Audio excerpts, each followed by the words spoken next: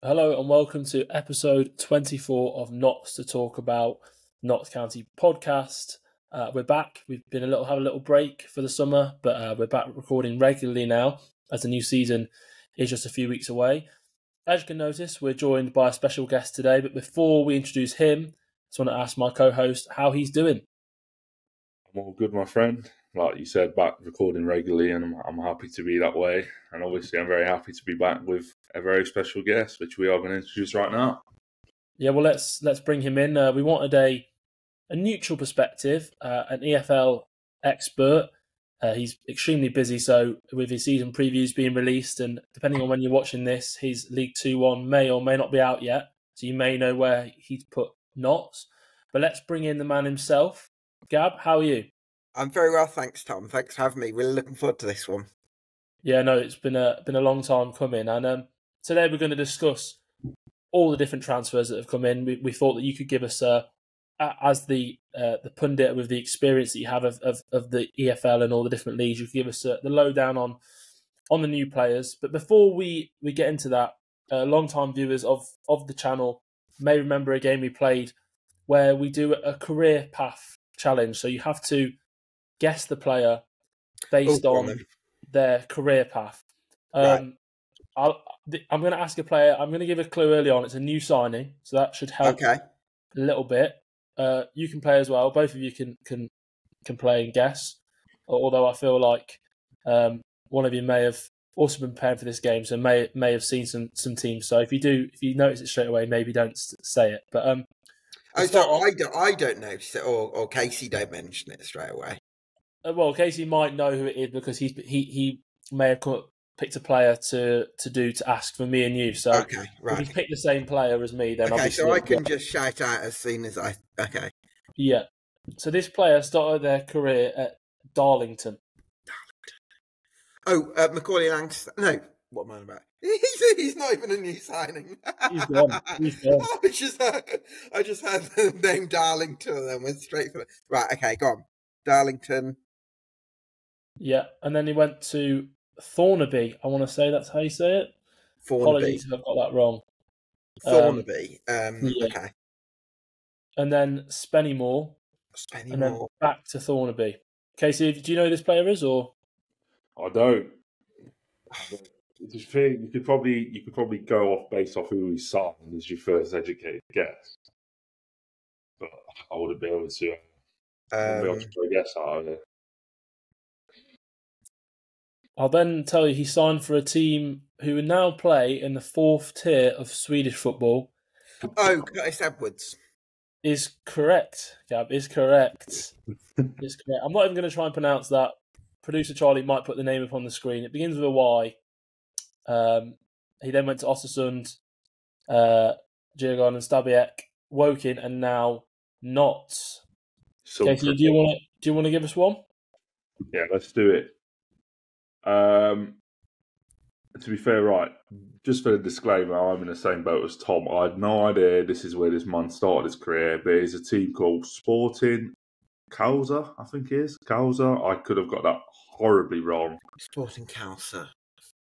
And then he moved to a team called Brockton, and that's what I want to give you right now, because I feel like that's left you in an open sea. So non-league, basically. So who started their career in non-league? And Sporting Kausar's like Warsaw sort of area. So who's from Kellen Gordon? Is it Kellen Gordon? No, it's not. It's not Kellen Gordon, but that is knowledge to know that's Warsaw area, because I had no idea. I think that's right. I'm not 100% sure on that. Oh God. His next club after that was Burnley. Burnley. But he didn't play. He didn't make a single appearance. Is it Matty Platt? It isn't Matty Platt. It's not Matty Platt. Okay. It's tough. I'm stumped here. I'm not gonna lie. Burnley. Who went to Burnley? Who would have gone to Burnley? He went on loan to Lancaster City, but he didn't play there either. Oh, okay. It's Northwest based. Yeah. So, don't think that's Rob McDonald. It's obviously not Matty Platt. Who's the other centre half? Robbie Cundy. Who did Robbie Cundy I'll get? guess Alex Bass. I'll have a guess. Oh, Alex. It is not Alex Bass. Not Alex His Bass. next club after Burnley was Mansfield Town. Mansfield Town. Mansfield Town. And you said it's not Gordon. It's not Gordon. Not Ken Gordon. It hurt me to mention that team of full name on this podcast, but yes, that is where he was next. Aidan Stone? Aidan Stone is the correct answer. I thought you'd signed Aidan Stone, actually. Fair play. Wow. Okay. I'm happy with that one. I'm very happy now. That was tough. Yeah, no. Fair play for knowing where it is. You have the non-league team. I had no idea, and that's the kind of knowledge that we brought you on for. So let's get into the signings. We may play another round of that game at the end. We'll see how it goes. But one man you did mention there was Matty Platt, and he was the first signing of the summer. So what do you make of that? Because from a Notts point of view, we kind of struggled defensively last season. Obviously, we conceded, I think, the most goals. And bringing in a defender who's aerially dominant was high on the checklist. Is Matty Platt that player for us? I think he is, because he's already got some experience playing in a possession-based side under Ian Everett at Barrow, which I think is a massive tick in the box. And I think that while I don't think he has the best turn of pace, I don't think that's going to be as much of a problem for the middle centre-half as opposed to the wide centre-halves. So, yeah, I think that's a good signing. I think he's going to slot in well and improve that defensive area. That's fair. Then look, Gab, on the topic of Platt, obviously Tom mentioned he's aerially dominant. We have a tendency to be weak from set pieces, and that stems way before Stuart Maynard's era. It was even present in the Luke Williams era, certainly present in the Ian Birchall era. What kind of impact does that sort of, central defender have? Someone who's very dominant in the air, especially when you've got, almost a crowd full of anxiety every time we concede a set piece. How reassuring is it to know that this man is very good in the air inside the penalty area? I think it's very reassuring. I think for me, the key to recruiting defenders for a possession-based style is so you're not going to get someone at League Two level who's good on the ball, who's dominant in the air, and who's quick. You're just not going to get someone. So you've got to be realistic about that. And I think really what you want to do is prioritise two of those and make sure that the other one, two of those including ball playing ability, I would actually say, and then make sure that the other, the one that you're missing out on is kind of covered by other defenders in the back line. I think that's good. That's good recruitment, and that's what I see from Notts County. So Platt doesn't have the best turn of pace, but Jacob Bedeau, who I'm sure we'll come on to, does. I think possibly a bit more of a question mark about Rob McDonald and Robbie Cundy. I'm not sure whether you needed three aerially dominant centre-backs. I would have just maybe said one of the other two would have been enough, but clearly they want a bit of depth. But yeah, I'm really excited to see how Mike Platt goes on, because I think he can be a good signing. Let's talk about Jacob Bedeau then. I mean, I'm going to give you your flowers here. I remember when the rumours of Ferenc Rawson coming to Notts were sort of circling, and of course I think he's gone to Accrington now, but you said to me in a text that... Yeah, I think Jacob Bedeau would be the better signing. I did say that. You did say it, and a few weeks later he was just confirmed as a Notts player. So what can we expect from him? Because he's a player that you said would be a great fit for Notts. So why do you think he would be? I think the range of qualities I think is absolutely unreal. So basically, I think this is someone who's really quick. He's strong as well. So in one-on-ones, I think he can be very strong. I think he's competent in the air. I know Stuart Maynard actually mentioned that as one of his top qualities, which I'm not sure I quite agree with. I don't see him as a dominant defender, but I think he's competent, can do a job in the air. And then also when I've seen him play for Morecambe, and this has happened a few times, when they've had an attacking set piece, he's been left on the halfway line, partly because of his recovery pace, but also because of how well he can circulate the ball on second phases and switch the play and all that kind of thing. So I think all those things suggest that he's going to slot really nicely. The only reason I think why he's playing in League Two rather than higher is, well, I think firstly because he's played at once you've played at Morecambe for such a long time, there's maybe a perception element that you're at a certain level, whereas if he'd been playing for a big club, it might come with, a bit more attention or different sort of perceptions. But also, I think he can be prone to the occasional error, but I would say we're talking 1 in 6 games, 1 in 8 games, which I think you can kind of allow for a defender of his quality. And, well, considering Notts County is probably a bit more than 1 in 6 games last season for Notts County's defenders, you might say. So I think from all sorts of angles, Jacob Day massively enhances Notts County defensively, and for me it's one of the signings of the summer in League Two, and I include in that, by the way, someone like George Byers to Port Vale, which is probably more of a coup than Jacob Day to Notts County, but I think he's up there with any signing we've seen in the 4th tier.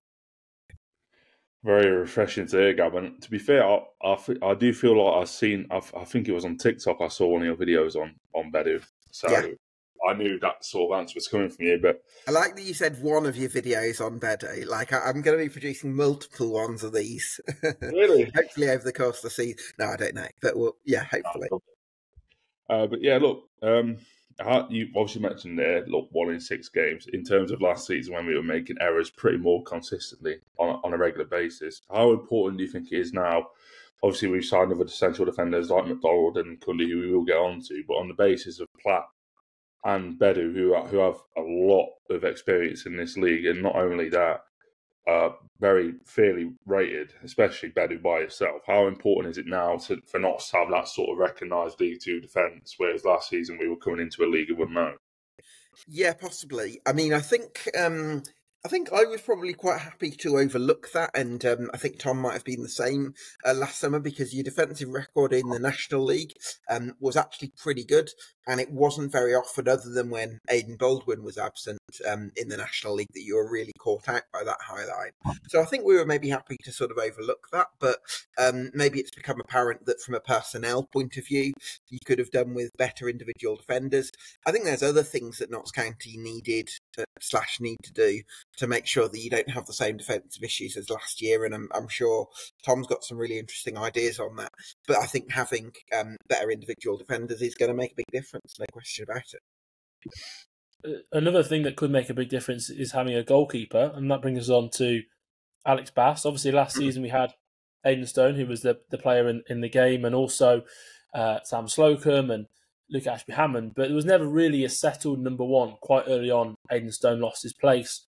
Contrast that with Alex Bass, who at Wimbledon was number one the whole season. That's kind of what Notts have needed, not just for their time in the EFL, but probably for a long time now. Do you think that Alex Bass can be the keeper that can finally be the one that plays 46 games, nailed on, week in, week out for Notts County? Yes, I think he was very good last season for AFC Wimbledon, and I expect him to have a similar impact. I think he could easily have gone higher this summer, so I think for Notts County to sign him, they've done very well. So again, hopefully that's another thing that can make a bit of a difference. Yeah, and look, Gab, Tom said there himself, and we spoke about this a lot on the podcast, how it was almost sort of a game of guess who in terms of who was going to start in goal. We had 3 goalkeepers, and not really any of them held down the number one spot for a long period of time.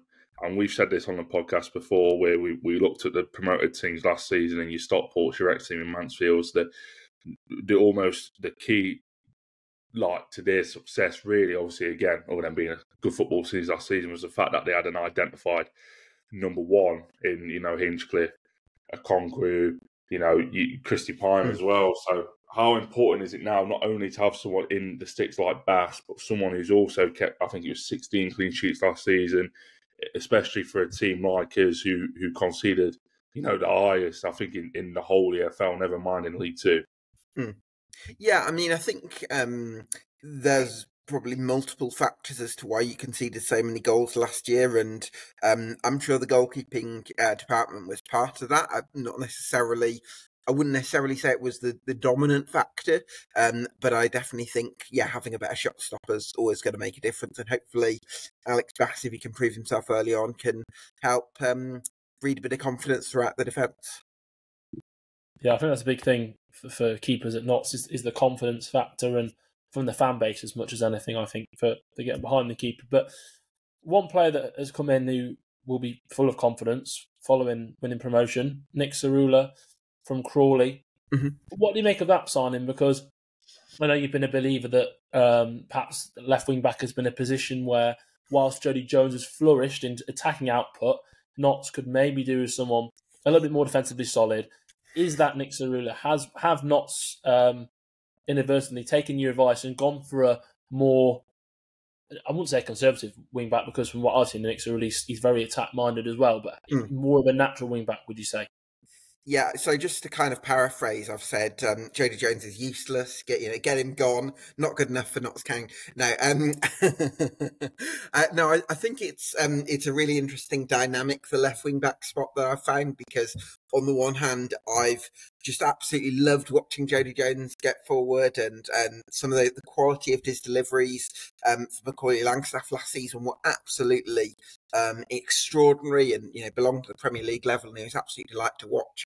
I just wonder if there's a trade-off there, and actually considering that the defensive issues did cost Notts County, that it's probably worth just trying to rebalance that trade-off a little bit so that it works a bit more in your favour, and maybe a more advanced role for Jody Jones. I say more advanced role, a more on paper advanced role, because he was very advanced last season. But I think a more on paper advanced role for Jody Jones is going to help. I do think that having a left centre back that's going to be really relish 1v1s is going to make a difference, because I'd never felt like Kyle Cameron really relished those 1v1 duels in League Two last season, whereas I think Jacob O will. So there is a world where you do actually get away with having a super attacking left wing back next season. But at the same time, I think having someone like Nick Cerula, who's a bit more of a natural option, gives Stuart Maynard an option. And I've been so impressed with him for Crawley over a number of years. So I think he deserves this opportunity to be playing in hopefully a really good side. Absolutely, Gav. But to be fair, look, Cerula, he's obviously came in, but we've not seen him in pre-season yet. He's obviously came in with an injury, back on the grass now. Hopefully we'll see it soon. Whether that means, obviously, we'll start the season with Jody at left wing back rather, who knows? I feel like that'll be the way that we definitely go until Cerula's fit enough to start. Yeah. Or whether you rebalance it slightly, so maybe Kellen Gordon might be slightly more of a natural wing-back option than someone like Aaron Nemain, who's another converted winger, and then you could sort of rebalance the defence a little bit that way. So yeah, that's another thing that I'd be curious to see. It's funny you say that, actually, about Gordon and Nemanja, because I did want to ask you about our wing-back options now. We say wing-back, it's almost, advanced wing-backs. Yeah, exactly.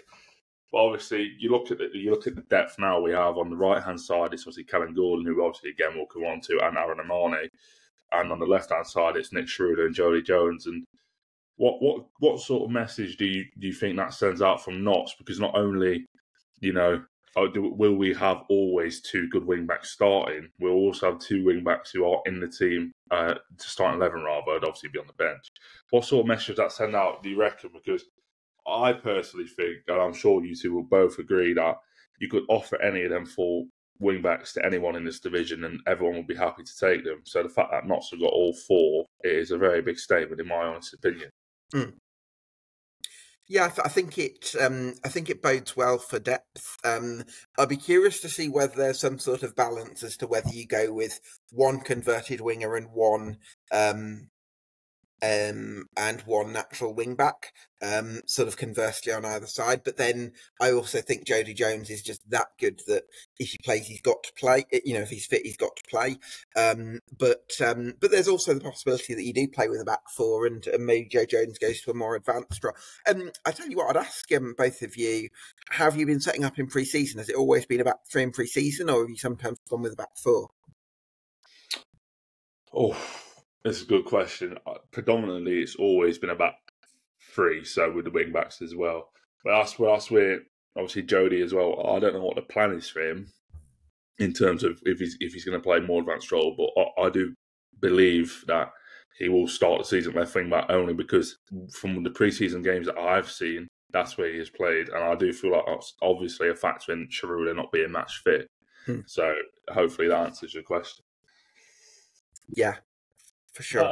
I think now's a good point to. I know we were going through them in order. I think now's a good point to bring in Kellen Gordon. We've kind of alluded to him there. Let's talk about him in more detail, because obviously another wing back that joined from Crawley, also promotion winner. What kind of qualities can he bring, Gab, to Notts? Because obviously, like you've mentioned, he's more of a natural wing back than a main. What do you think Kellen Gordon could bring to this side? I think he's someone who's going to be able to get up and down the pitch. I think he's someone who likes to get at the back sticks for crosses and things like that, and cutbacks.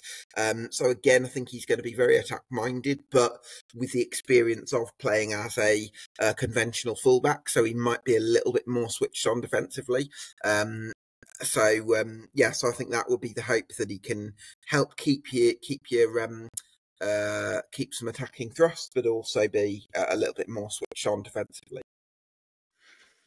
It's funny actually, because I was at the Crawley fixture last season when we were beaten 2-1 there, and I remember the episode after that when me and Tom came on, and I said that Gordon was someone that Notts should be looking at, because every time he got the ball, it was almost like, all right, this is danger now. He was always going forward at full speed. He never really ever looked back.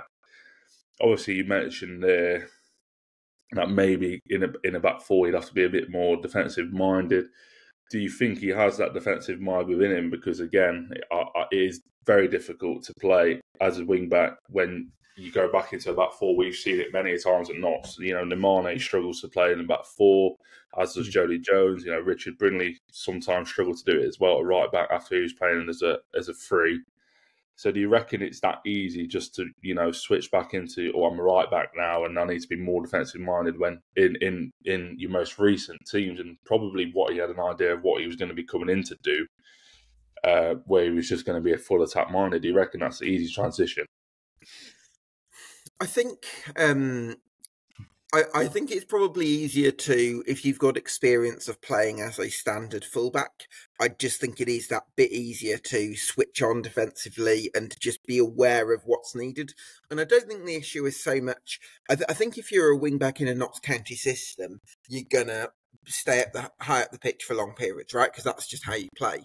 But I just also think that what you want to try and do is that when there are turnovers, you want to try and get back as quickly as possible to just try and just make things easier for your corresponding wide centre half.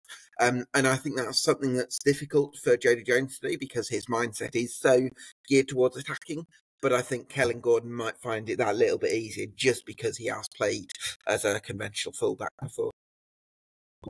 There's been a theme of talking about defensive recruits, and I think that's because of Notts' recruitment strategy and addressing an area that needs to be addressed. But another defensive player that was brought in, Rod McDonald from Harrogate, paid a fee for him, which we haven't tended to do.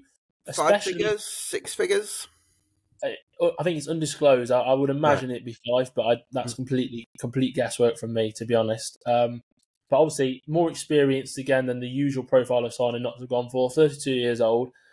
What do you make of his signing? Because obviously, on paper at least, he might not make it to the starting 11 to start with. But Harrogate fans seem to think that he might push into our team. So, what can we expect from him?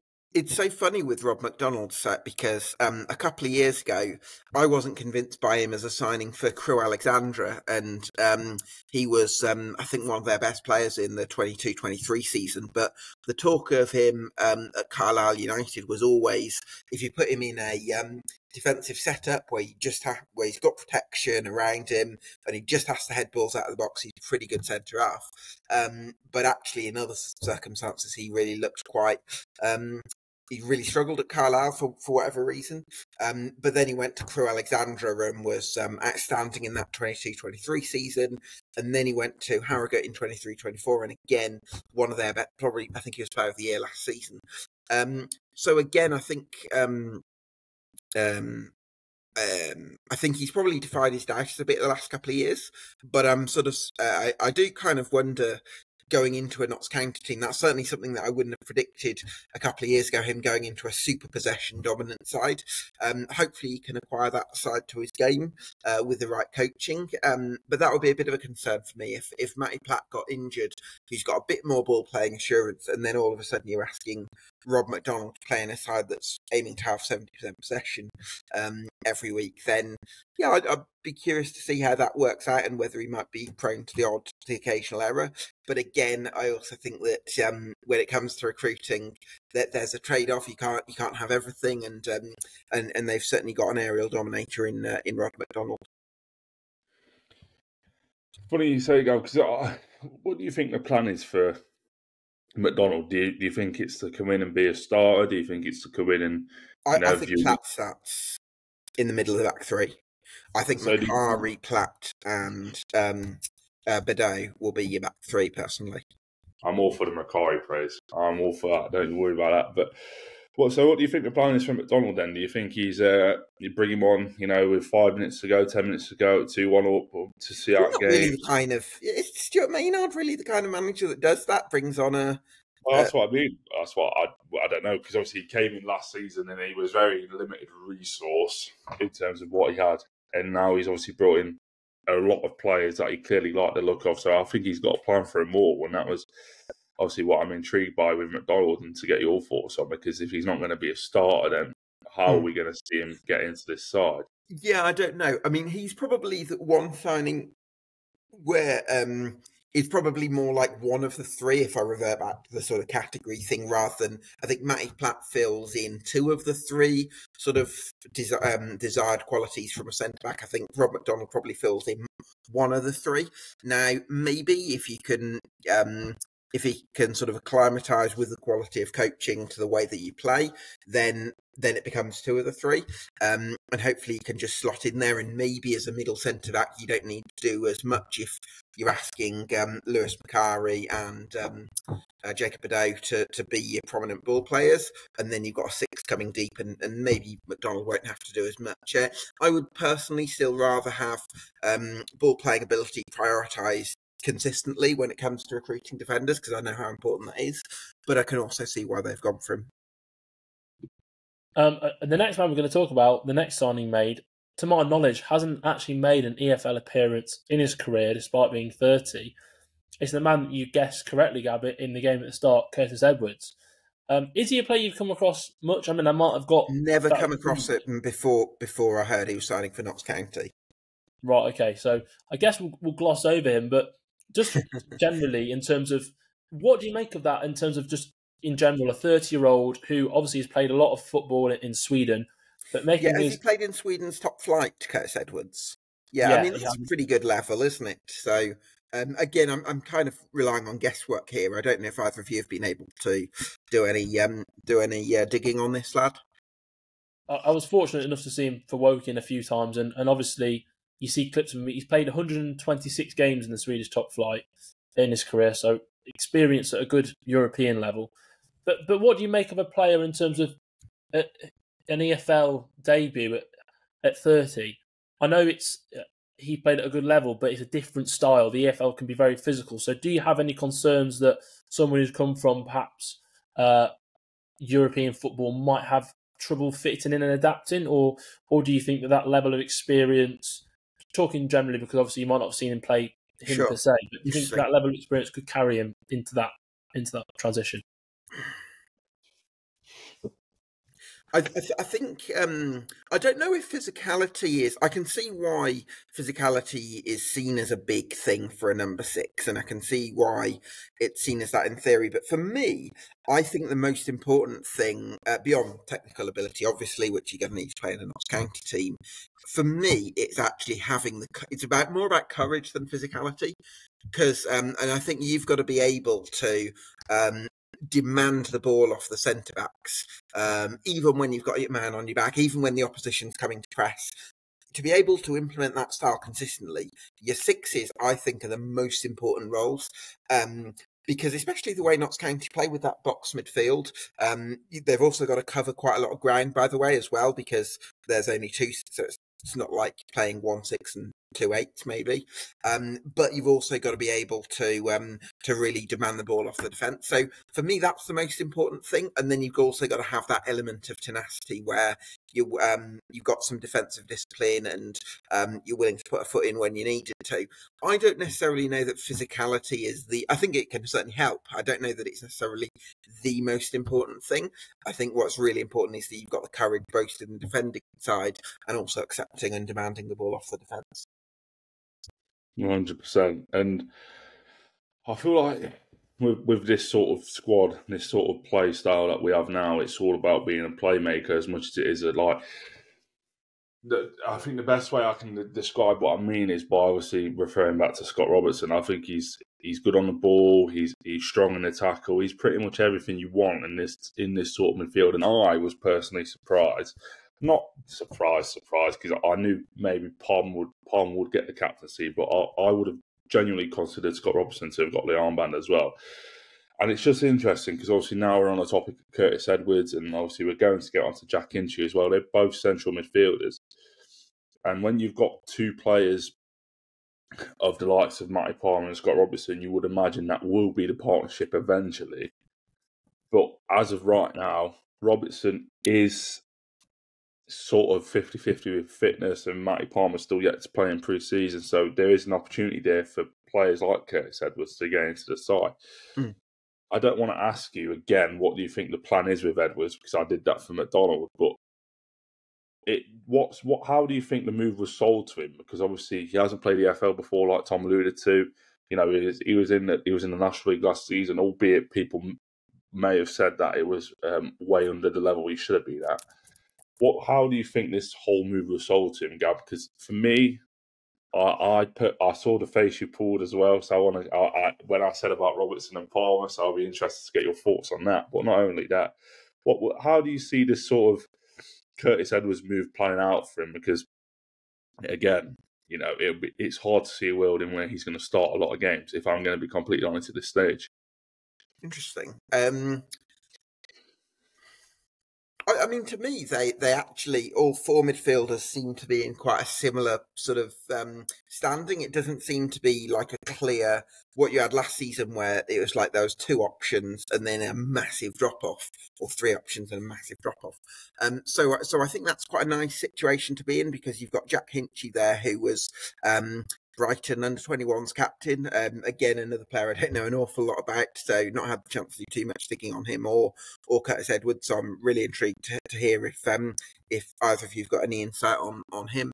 But I think I think they've described Curtis Edwards as quite a cultured midfielder, and from what I can gather, maybe they're seeing him as a bit of a 6, and maybe Palmer as a bit more like an 8 if he can get back fit.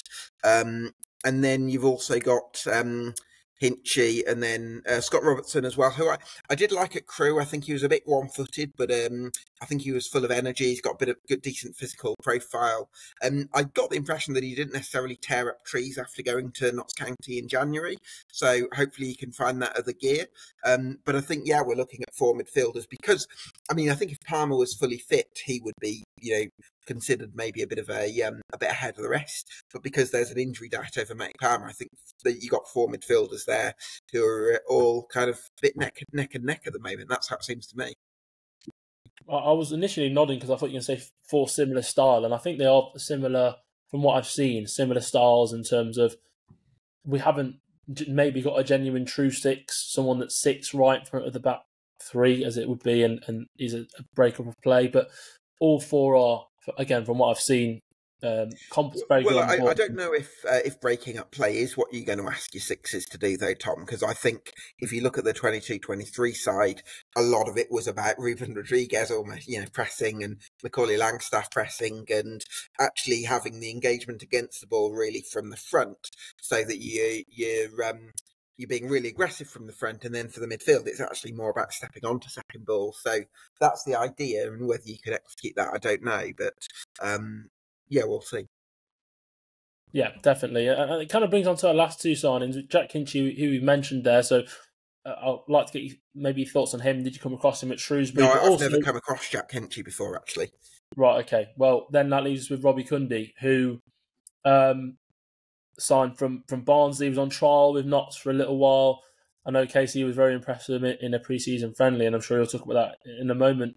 What do you make of him? Because obviously for me, looking at his career so far, he's never really played more than 25 games in the EFL, which is a concern, but he's come from a much higher level. So is that a trade-off that you think, you mentioned at the start, you maybe didn't think the Notts perhaps needed him with Platt and McDonald as well? What do you make of that signing? I think, again, it's aerial dominance that he's going to provide. But I'd have probably thought if I'm recruiting another centre-back, I'd recruit someone that I'm happy with playing maybe one of the wider positions as well as the middle centre-back role. Whereas for me, I see you've got three centre-backs who I would all say can play in the middle centre-back role, but I don't really see Matty Platt, Rob McDonald or Robbie Cundy playing as an outside centre-half. Maybe I'm wrong about that. I don't really... I think you've got to be really quick to play as an outside centre-half. I don't think any of the three that I mentioned there are necessarily are going to be that quick. And I think that's a problem for a wide centre-back role because you've got to be strong in those 1v1s. So, yeah, not sure Robbie Cundy was quite the signing that Notts needed. I'd have maybe gone for someone who can play right centre-back and maybe play middle. That's fair enough. That is fair enough. And I can't disagree at the same time as well. So he didn't make a very good point. Tom alluded to it there. I was impressed by Cundy when I went to Wealdstone. I thought across the ground, very quick, obviously in the air, very good as well.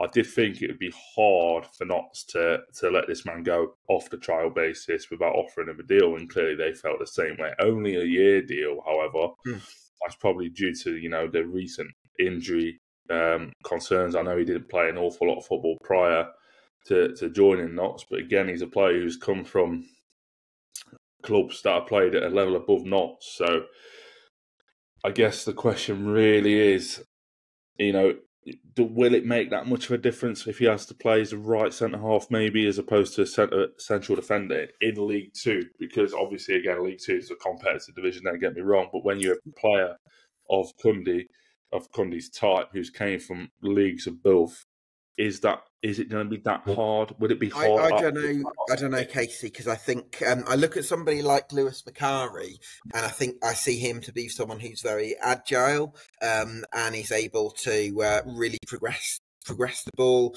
He's quick as well. I feel Robbie Cundy's a bit more of a cumbersome sort of presence. I'm not sure he quite fits in, so I'm keen to see how that works out. But I wanted to come back to Jack Hinchy because I know Tom mentioned earlier that the midfielders are all quite similar. But I just wanted to read out a quote from Richard Montague, and who said, "Jack's a very promising player who gives us another strong option in defensive midfield. He was very well thought of at Brighton and proved his capabilities in men's football last season, captaining them to the quarterfinals of the Bristol Street Motors Trophy before spending the second half of the season at Shrewsbury in League One. Jack has similar characteristics to Scott Robertson. He's all action, effective at breaking up play and a strong pass through the ball. He's only going to improve, and we feel like we can provide him with a great platform to do so." So it does sound like he might play as maybe a bit more like a 6, and then Matty Palmer, if he comes in, might play as more of an 8. So we'll have to see with that.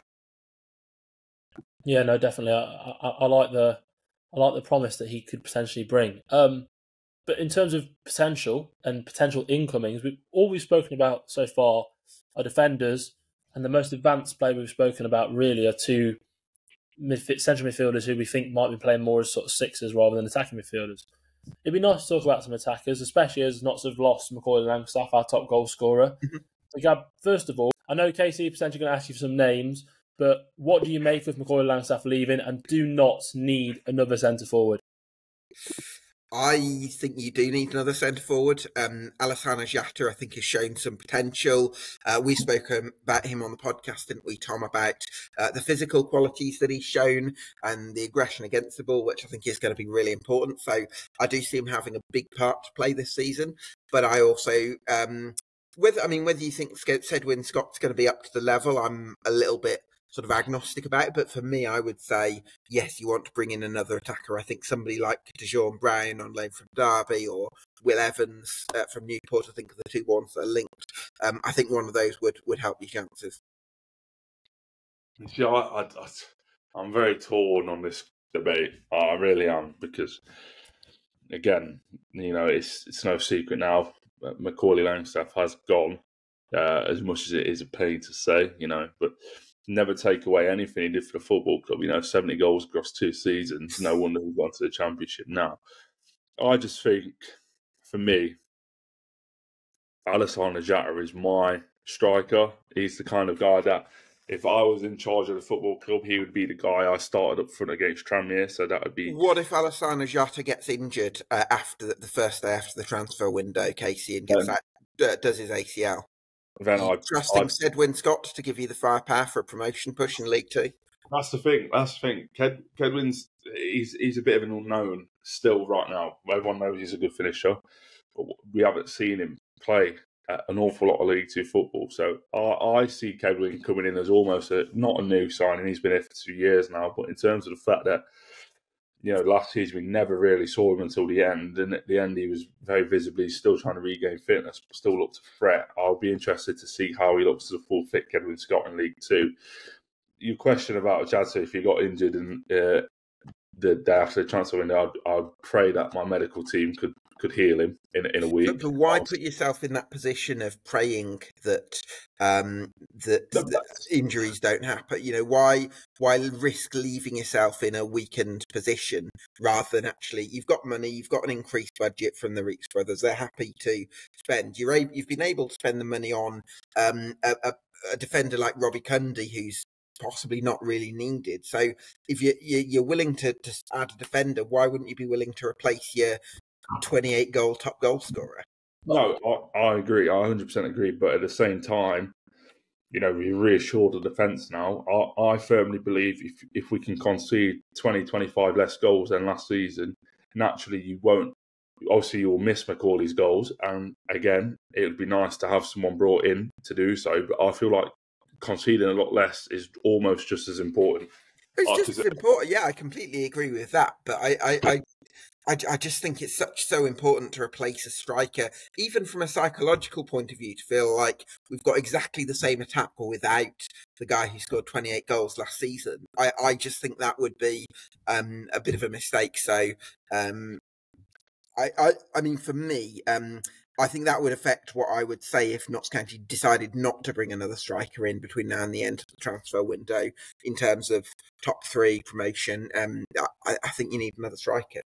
But then, let me ask you this. If we brought in a new striker, such as your Will Evans, and you paid a fee for him, does that mean he has to start? But then if he does have to start, what does that mean for your players like Jatta? Because if we're going to play it 3 at the back, naturally, usually you're going to play as a solo striker in this team. Obviously, towards the end of last season, we changed that slightly and played Alassane up front with Macaulay.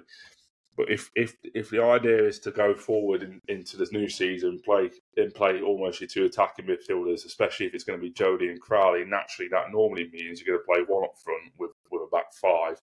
If that's going to be Will Evans, what do you then do with your Jatta, who probably doesn't want to be sat on the bench, who has had a good pre-season, someone like Cedwyn Scott, who has got something to prove, someone like David McGoldrick, who is a very, very, I want to say a seasoned pro in terms of the fact that he's got very good pedigree at Premier League, Championship, League One, and now League Two as well. So that's my question I want to throw back at you.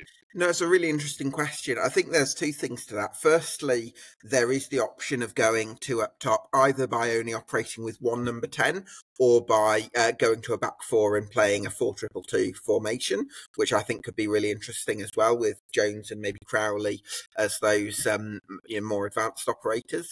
And the second thing would be, I also think you want that competition as part of a competitive squad. You want players that are going to be pushing each other. And Alassane Jatta definitely showed some potential in the second half of last season. Not a huge amount of evidence to suggest he can be as prolific enough to replace Langstaff, although he might be. But I think having another option there will enhance that competition as well. And I think that's what you need if you want to last the course over 46 games. Yeah, no, I think it's somewhere in the middle. I actually agree with you, Gab. I think I would really like another centre forward. I think I'm glad you mentioned him, Casey, about McGoldrick. I think Dizzy's a forgotten man a little bit. He definitely slowed down last season, but Then again, he played up front for Derby. Different type of team, of course, not with the same onus on pressing and having the same amount of legs and energy, understandably. But maybe if he returns to a more advanced role, maybe he can get some goals. I also think Jata, I know a lot of people have said 15 goals for him. I think he should be targeting 20, 25, simply due to the fact that he's playing in a Notts County team that create chances for their forwards. Sure. And if you're the main centre forward for a team that have 70%, 65-70% of possession and create chances, you probably should be getting 20 goals. And when you consider he's 6'5", he's quick, he's shown in pre-season so far he's a strong finisher on both feet, I think he can get those goals. But I'd like to ask the question, you mentioned DeJohn Brown there. He, for me, would be an ideal signing.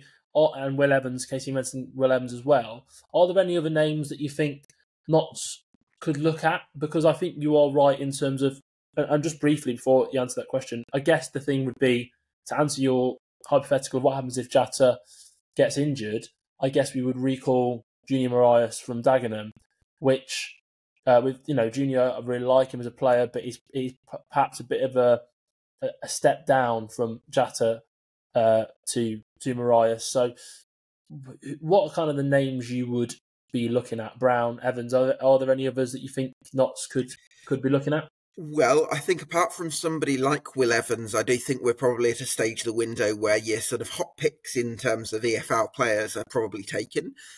So that leaves you with either the European market, under 21 pickups, or loans, or sort of possibly non-league players. Sort of markets that I'm maybe not quite as knowledgeable about. But I think. I think basically bringing in someone that can bring. I think pressing is going to be a really important thing in the attacking options, because I think if we want Notts County to really be on the front foot and be super aggressive against the ball, I think you're going to need players who have that sort of energy and are able to do that for 90 minutes. So I think that's going to be a really important thing. Hopefully someone who can provide decent link up, but also finish at those big moments as well. Look, the thing is, I want to go back to the Jata points that I was getting across, because I could be selling everybody a dream here, and he could only get 10 goals a season, but I can't see a will in where he only gets. What do you love about him then, Casey? Everything, really. Honestly, literally everything. Like, the fact is, for me, Gabriel, he came in last season, towards the end of last season. He was kind of nursing fitness, because obviously, again, it was different in Denmark. It was also, the season was finished there, and he was training with Viborg, etc. before he came over. It was all different for him. Yeah. And he obviously was nursing. He got injured towards the end. We didn't see him too much, but there was a point of which, when he scored his header against MK Dons, he had 5 goals in 5 games. And I just think, for everything that went on in his life around that period of time, he was settling into a new area, new country, new everything. Oh, he was coming in from a league that played in the calendar year rather than the academic year, was it? So that's always difficult, isn't it? Sometimes. And that's exactly that. And he did very well. He looked like he sold me not a lot of dreams, but he sold me definitely a lot of promise in terms of what I saw from him. And even in this season, like pre-season, he scored twice against Wilstone, scored once against York. I'm pretty sure he might have scored again somewhere down the line, but the 2 goals against Wilstone, right place, right time, that shows he has that knack for it. Very good in the air. That header against MK Don sticks with me. The way he put it back across goal, keeper had absolutely no chance. He's quick, breaks the line. We've seen it against Bradford City. I just think... How agile is he in his running, Casey? I mean, this is one thing I'm really curious about, because obviously with Macca Langstaff, is he like 5'10", so he's actually able to change direction really quickly? How does Alassane Jatta find that? Because he's a different sort of physical profile, isn't he? Yeah, 100%. And look, I don't think there will be a single fan of our football club that would tell you that he's slow. That is no, obviously. I know it's not slow. Again, look, Macca 100% will miss him. There's no doubt about it. And although we kind of had this debate previously, where it may have sounded like I don't think we need another striker. If I was offered someone like Will Evans, I'd sign him today. Never mind, I won't wait. But my point is, Macca's 70 goals, brilliant footballer, and I generally do wish him all the very best. But if you're going to look at it from an angle of a League Two centre half, I don't think it'd be outrageous to say that the League Two defenders will rather play against someone like Macaulay Langstaff than Alessandro Jata. That's just my. I knew that was coming, but let me explain. Oh my God! Okay, go on then. I think for me, with someone like Macca, I think if you can stick tight to him, if you can get tight to him, and that was very rare, don't get me wrong, but in the games such as against your Wrexhams, your Mansfield, etc., if you got tight to him and you stuck to him, he wouldn't really impact the game. When Bradford City tried to do that against Alessandro Jata, he spanned them and he scored a 1-on-1. He broke that line perfectly. I'm not saying, look, I hate to play against Macaulay Langstaff. I love the man to pieces, Gab. Don't get me wrong. I'm just saying, no League Two defender wants to play against a striker that's a similar build to them, similar height, someone who's going to run them all over the place, someone who's going to smash them off the ball, someone who's not going to give them time on the ball, someone who's going to be horrible, kick them, someone who's going to drag their shirt, and that's just what I've seen him do in pre-season, and he scores goals, and I can't sing his praises high enough. If he only scores 10 goals this season, I'm going to look silly. If he scores 30, I'm going to look like a genius, and I am willing to look like Eva, because I think I'm right. I think he's going to score a lot of goals this season. But I know you want to say something, so go on. Well, what I'm really curious about, it's really interesting actually hearing you talk about Alessandro Jata this enthusiastically. What I'm kind of curious about, because I know that from his build, he's I think he's like 6'3" or something like that. So what I think what I was getting at earlier is I can tell he's very quick and can sort of get in behind, but in open ground kind of thing. But I'm just thinking in tight areas, how easy does it find it? Because I think smaller players find it easy to make quick decisions and link up the play quickly because they tend to be more agile. I'm just wondering how you find Alessandro Jata with that side of his game, because typically, I'm not saying that's the case with Jata, but typically for strikers of that sort of physical profile, they can struggle with attributes like agility or being super quick in terms of the link-up play and nimble in tight areas. Look, you can only go off what you've seen in terms of that question. And look, the agility is there. It definitely is there. I feel like you only have to look at, again, the goal against Bradford, where it was kind of out of nothing. It was a ball over the top, and he was timed his run to perfection. And you don't do that by fluke. You've got to be well educated, but also good forward. And that's what I tweeted after he scored against York at the weekend. I said, look, you to play for Notts County, you've got to be a good forward, but you've also got to be in the right situations at the right time, and he's always both. And I do mean that as well, because even the goals that I have seen him scored, sometimes against, for example, Accrington last season, it was a scruffy goal, but right place, right time. And to answer your question again about his agility, his goal at the weekend against York, that as soon as the ball goes over the top to Nemane, Jata's gone. And that's what I want to see.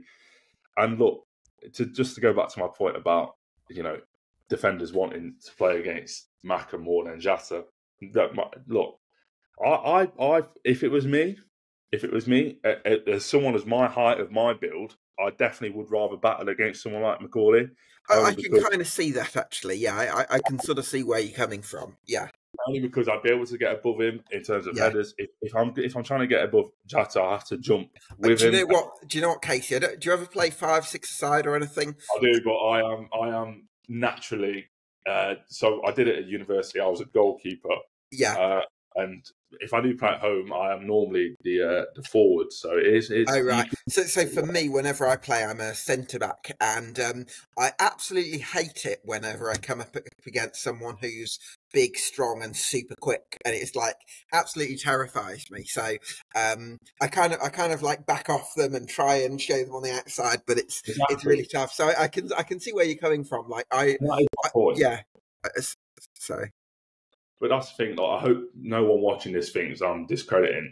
I know. Yeah, he's brilliant. You sort of took me aback a bit when you first said it. I understand it. I weren't trying to say anything, be controversial, or anything. No, I'm just in terms of how a defender will think, you would rather play against someone who was half your height rather than someone who's staring at you in the face. And people probably look at what I said and say, well, Macca's gone to play Championship now, but if Jata has the same season that Macca has, he will also gain the same interest. So, look, who knows what's going to happen? It's a field of unknown. Listen, Casey, I had my Jody Jones opinion, so I think you're allowed. You're allowed this one. But that's the thing. It's not an opinion. It's not me discrediting McCurdy. No, What he did for the football club was absolutely amazing. He's an amazing footballer, amazing guy. I do think he'll score goals in the Championship. But I'm just saying, if I was a defender, I'd rather play against someone of his height, his stature, than someone who's the same size as me, someone who's probably quicker, probably stronger, someone who's just going to be horrible to me. And that's reality. Question then for both of you. Do you think Notts County get top 3 this season? Tom, you go first. I should have had the popcorn there. You two debating that. I think it was brilliant. I had the best seat in the house for that one. So the top 3 right now, I'd say no. I haven't got us in the top 3 for our predictions. It's not to say I don't think we can get top 3. Yeah. I think we can. There's no reason why a team with the amount of quality, the amount of money we've spent, and also the style of play. I know a lot of people always disagree with my onus on style of play and how much I love the possession-based football, but I do think playing that way gives you a natural predisposition in a league format to be up there. I can actually see a world where a few longer passes into Alassane Jatta that are sort of placed into his feet could actually help, because if you want to break the press and all that kind of thing. I remember Norwich actually had, if I'm going to use a Championship example, Norwich in 17-18, they had like a very much a possession-based side, but they were a little bit sort of stagnant or stale with it, if you like, and they kind of relied on James Maddison, who they had at the time. And then the following season, they actually brought it a player called Stiepermann, who played as a kind of a number 10, but he had a bit more of a physical profile, and they kind of mixed their passing up. So not necessarily far from going long ball, they were very process driven, but actually some of the passes were a little bit longer. So I'm actually wondering, if Jatta has more of a prominent role, is that going to actually allow you to mix your passing game up a little bit and actually keep opponents on their toes? I think that could be quite a fun thing. Yeah, I mean, definitely, I agree. We tried it last season with McGoldrick. He's not small by any means, but I'd say he's not. Maybe he's touching 6 foot, maybe he's 6 foot-ish. But with someone like Jatta, that is something that you're 100% right. Breaking the press can be, sort of drawing them in, and then that clip ball, usually from the goalkeeper, actually, weirdly enough, diagonally to someone like Jatta. That could be. But to answer your question in terms of top 3. I think there's some very good teams in this division, and I think it's very wide open. I think there isn't. Last season there was sort of a couple. The 3 that went up were head and shoulders above everyone else. I'm not necessarily sure. Maybe outside of 1, possibly 2 teams, there's a lot more up for grabs. Could we be in that top 3? Absolutely. Right now, I would say no, but that's not me saying that we aren't going to get promoted or be right up there. I'm just not necessarily convinced. Maybe it'll be that extra forward. I've just had to wait and see how we get on first couple of games before I tell you what I think could be really nice, making a marquee statement signing up top and then putting that player on the bench in the first game and giving Jatta because I think that's going to be a lovely option. So it's like you've got that really healthy competition. So Jatta thinks, right, I've still got a real opportunity with this, and then the striker that you bring in feels like I've really got to work to earn my corn here, and then that creates a lovely dynamic. So that's what I'm thinking with the striker position. It's funny because we have a tendency to film episodes and then the night so for example, I believe we filmed an episode in the summer, and then literally the night after finishing, we made a signing. So what I'm basically getting at is I would not be surprised if, after this, we miraculously announced an undisclosed fee for a forward, and it completely just, not obviously invalidates the conversation. It's been a brilliant conversation, but it would have been nice to have it prior to speak about. But can I ask one more question before we wrap up with final questions for me? I want to ask you about the pressing 10s thing, because if we assume for now that you play 3-4-2-1 with a box midfield, the big issue last season, I think, was that Crowley and McGoldrick, even though Crowley's numbers were better than Ruben Rodriguez's the year before, even in higher league, you did fall back a bit through not having that sort of pressing side to your game. I don't think you've brought any players that would come into that attacking midfield spots for this season. So I'm actually curious to see how, from either of you really, open to the panel, how you think that side of things is going to work out this year. Because I think it's a really important area that you've got to address. I think that a big man in that will be Sam Austin. And I think I was very excited about him last summer. And last season, like me and Casey discussed so many times, he played everywhere. He played right wing back. He played more in the central midfield. He didn't necessarily get to play in his more preferred position of that attacking midfield role. But now we have got that depth. Now we have got 2 right wing backs. Now we have got 4 central midfielders. Hopefully he'll be freed up to play in that role, and he's got the relentless work ethic and also the intelligence to press. So I think he always felt like in the National League he was going to be the natural successor to Ruben Rodriguez, and for one reason or another, Dan Crowley came in and it never really happened for him. So I really think this season could be a big one for Sam Austin. And just to briefly, before Casey maybe answers that, just to add fuel to your theory, mate, the pin tweet, there's no pin tweet at the moment on Notts' Twitter, so a sign-in could possibly be imminent. Who knows? Detective Tom. And to be fair to all as well, we have promoted something. Every time we seem to tweet about the Carabao energy drinks, it normally follows a sign-in. The fact we did the Bristol Street Motors thing, but hey, who knows? If it happens, it happens. But to answer your question, Gab, I think the pressing tens is a good point, because I feel like for me in the National League, we were so good defensively because we defended from the front, and that was massively to do with obviously Macaulay Langstaff's press, but also Ruben Rodriguez. I feel like he definitely set the standard in terms of what to expect now from your tens, especially if we're looking to play at the same sort of level that we were in the National League, but more advanced. Obviously, it's a lot more technical in League Two. You have to be better defensively. You have to be better in your structure, but I feel like when we had a 10 like Rodriguez, who was pressing how he did, I thought it was reassuring. And I always say when you have, if you're a footballer and you see one of your teammates busting a gut to close down a ball and you're not following him, you don't respect your teammate. I feel like if you see a number 10, such as your Sam Austins and your Crowleys, if they're really covering ground to chase this ball, you have to go with them. And if you do that 9 times out of 10, you're going to win the ball back. And a team like Notts, with the attacking power that we do have, I feel like it'll be massively beneficial, because if you can dispossess someone in your big games, such as MK Dons next season, and they're all over the place because you've outpressed them, you've put them in an unnatural position which they didn't expect to be in, and you've got Jody Jones free on the left hand side. Naturally, you've got a goal scoring opportunity right there, and it would be the exact same for Callum Gordon on the other side. Mm-hmm. So I do feel like, yes, it's massive to be a pressing 10. Have we seen a lot of it in the pre-season? I wouldn't say a lot of it, but I'd definitely say more of it.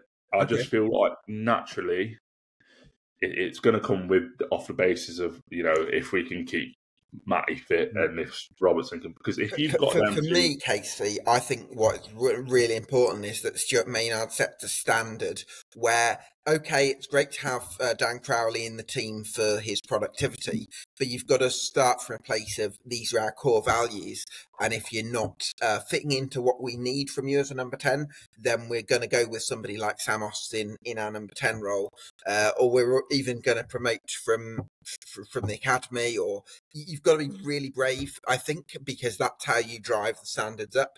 Whereas if you say, okay, Dan Crowley, you haven't done what we've asked of you, but you're so good that we can't drop you, then actually where's the incentive for Dan Crowley to lift his game? So that's the really important thing for me that I think Stuart Maynard's got to manage this season.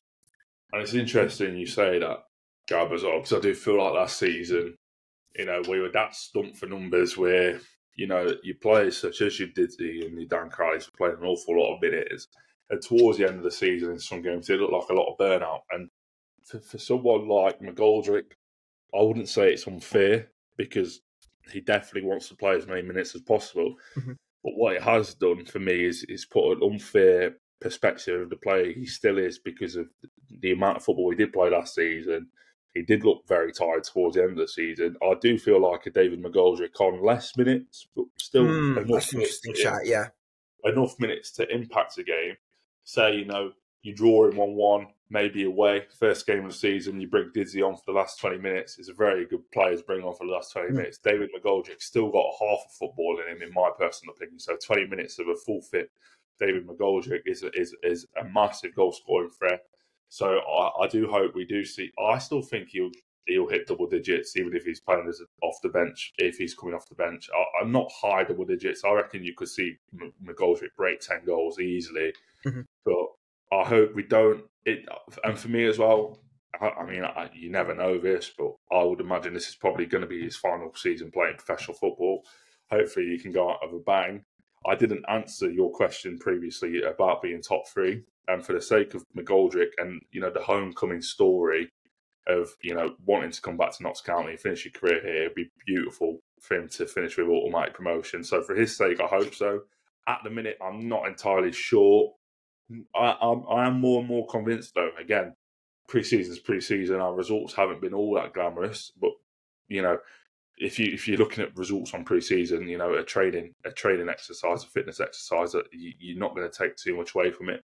And if you're going to look at the result against York at the weekend, where you're due to, or what you're going to take from the game against Wickham when we beat a League One team 1-0 and kept a clean sheet. So it's all ifs and buts at the minute. I'm very confident, though, I am, and I feel like Maynard's got a lot to prove. I feel like he's grown into his own. The engagement he was doing with the fans at the Nest throughout the Euros, I think that's definitely helped. He's a very approachable guy, isn't he? 100%. And I feel like with a good start, hopefully we can get a good start. I feel like I've always said it's massively important to win your first game of the season. You set the tone, you set the standard. Although saying that, last season we got beat 5-1 on the opening day of the season, and then we were top of the league by the end of September. Maybe that's contradictory, but I generally do think you do set a big tone, and hopefully we'll win at Tranmere. It's not going to be easy, but I do feel like we've got a good enough squad. I can't, other than MK Dons, I wouldn't say too many teams have a better transfer windows than us, especially if we are going to make a signing up front as well for an undisclosed fee. We, as you've mentioned, we have the money to do it, and hopefully we do it. Again, Jatta is my man. I think he's got a lot to offer, has a lot to prove in terms of goals as well. But I do feel like you have to replace Macaulay Langstaff in one way or another. And will fans be happy with it if we don't? No, absolutely not. But what I will say is, if you don't do it, it's a massive, massive brave decision, because if you do, as you mentioned, get injuries, you're looking at, again, do you recall Marias? And Marias obviously clearly wasn't in the plans, otherwise you wouldn't have sent him out on loan. So who knows what's going to happen? This is what you're here for. You know what I mean? This is football. The season's literally a week and a few days away, and then once the window's shut, you've got to be happy with what you brought in. And if at the minute the club aren't going to be happy with what they brought in, then I'd suggest go and get that striker and then get us automatically promoted. So what we're saying is Notts County need a striker then?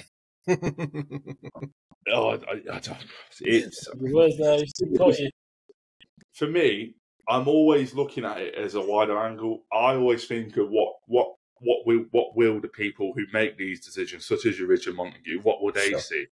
Because at the minute, as it stands, you've got 3 fit forwards, and you've just sent one out alone because he's not going to get any game time. So does that suggest they're going to bring one in potentially, or does that suggest that they're happy with what they've already got potentially? That's my point.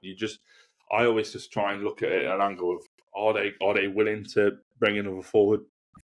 I'd probably say so, because I don't think the club have too many ambitions of being in League Two, especially for much longer. And I don't mean obviously going back down to the National League. God no, I couldn't do that again.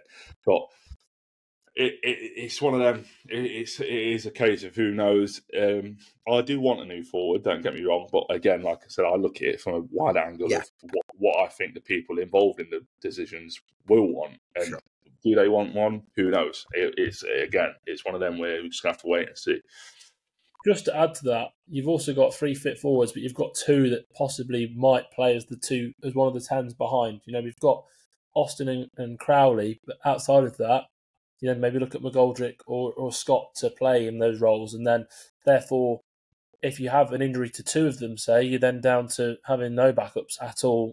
And maybe Jody Jones, then you're down to one player at left wing back. So it then becomes very, very thin, and we're back to the same story as last season. So I think the whole summer's been about avoiding mistakes that we've made before, and maybe not carrying the extra forward. Yeah, it's going to be hard to keep everyone happy, give everyone minutes if everyone stays fit in an ideal world. But how often do we see it where every single player stays fit? I mean, you're looking for an ideal world. But I appreciate we've taken a lot of your time up, Gab. So just to sort of wrap up with, I guess, a final question or more closing remarks from you. What can we expect from Notts this season?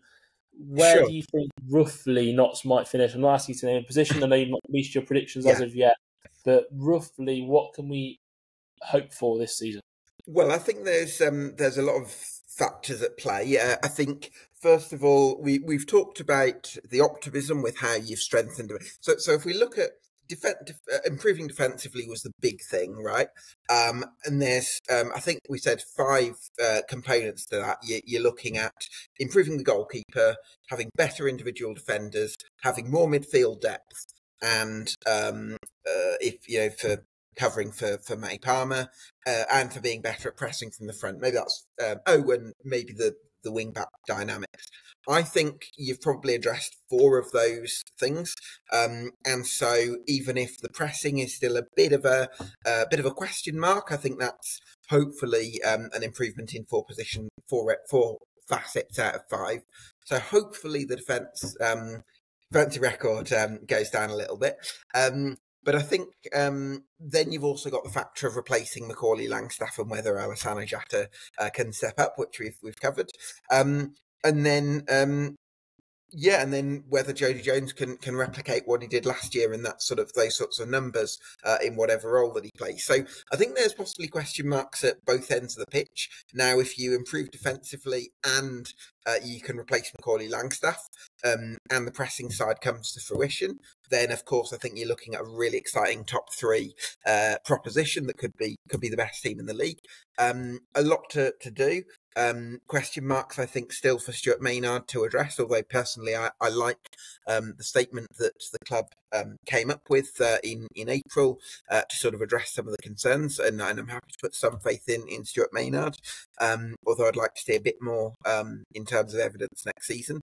But I think on the whole I trust the trajectory of the club. I like the ownership regime that you've got, and I think you're trending in the right direction. Whether that happens this season, you'll have to wait and find out what my prediction for that is on Wednesday. But I like the upward trajectory of the club, and I trust that you're on the right curve. Perfect, mate. And look, I was never, ever expecting you to drop where you was going to put us. You made that quite clear at the start of recording, but I'm excited to see. Because the whole reason we got you on here to begin with, Gav, was because, again, your knowledge in the EFL, your knowledge of the players is invaluable, and it's made an episode that is, will, when it goes out, be our longest episode yet. We didn't expect to be going for an hour and 15 minutes. We have. We only expected to be doing the transfers with you, but we've dived into every aspect of Notts County. We've had debates, but that's what it's all about. You have a podcast, you may as well use it. You know what I mean? So absolutely. I appreciate you coming on, mate, and I'll hand this over to Tom, who will probably hand it back over to me, but then I'll hand it back over to you. So let's go. Yeah, I was going to say, I normally hand over to you to wrap up, but yeah, I just want to echo what Casey said there. Thank you so much for your time today, Gab. It's been brilliant. Going in, like you said, every single aspect, and I think you've given a real comprehensive preview of what we can come to expect this season. And there's a lot to be excited about. Of course, there's questions left to be answered, but that's what it is at this stage of the season. And I look forward to reading your predictions when they're out. And hopefully everyone's enjoyed this as much as we have, because it's been great to talk about Notts, and it's got me really excited about the start of the season now. It's still a few weeks away, which is a shame, but counting down the days now. And I will pass it back over to you two to wrap up. But just from me, thank you so much for your time. It has been brilliant.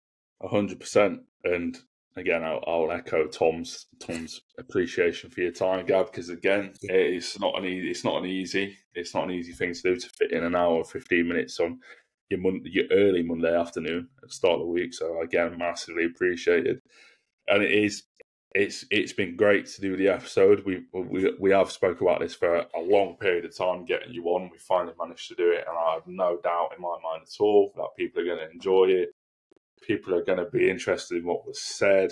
People are just going to hopefully eat it up, and that's the whole point. That's what we wanted to do it for. But massively appreciate you coming on, Gab. And obviously, again, the season's literally around the corner now, and you know how I wrap this up. It's a massive come on, you pies.